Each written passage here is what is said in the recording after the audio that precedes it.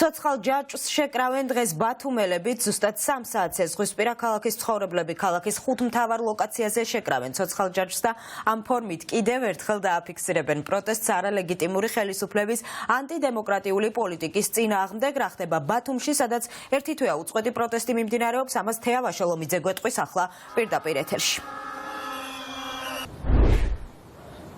დღეს ბათუმში კიდევ ერთხელ შეიკრიბებიან და მსოფლიოს კიდევ ერთხელ დაანახებენ თუ რამდენად ერთიანია მთლიანი საქართველო.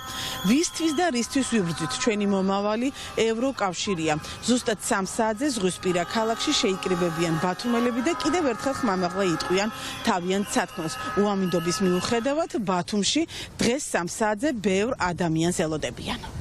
დღეს მთელი საქართველოს ყველა ქალაქი და სოფელი დგას ერთად ამ ერთობის ჯაჭვში, რომელიც არის სიმბოლური გამოხატულება იმ ერთიანობის, რომელიც ყველა მოქალაქეს გაგვაჩნია ამ ბოროტების წინააღმდეგ, რაც დღეს ჩვენ ქვეყანაში ხდება და ჩვენ კიდევ ერთხელ ვაჩვენებთ თუ როგორ ერთიანად, ძლიერად, გაბედულად მივიწევთ წინ გამარჯვებისკენ.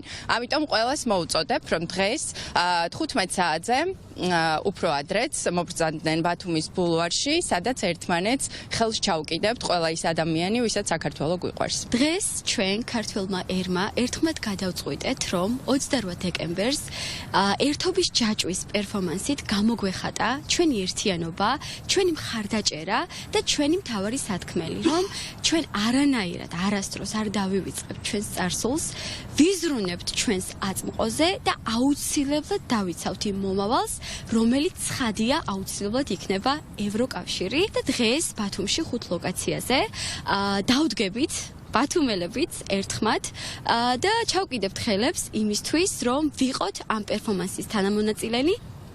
ზუსტად 3 საათზე ზღვისპირა ქალაქში ერთობის ჯაჭვი შეიკრება, კიდევ ერთხელ ისაუბრებენ ქვეყნის ევროპული მომავლისათვის. საღამოს 7 საათზე კი საპროტესტო აქციის მონაწილეები ტრადიციულად საქართველოს საკონსტიტუციო სასამართლოსთან შეიკრიბებიან.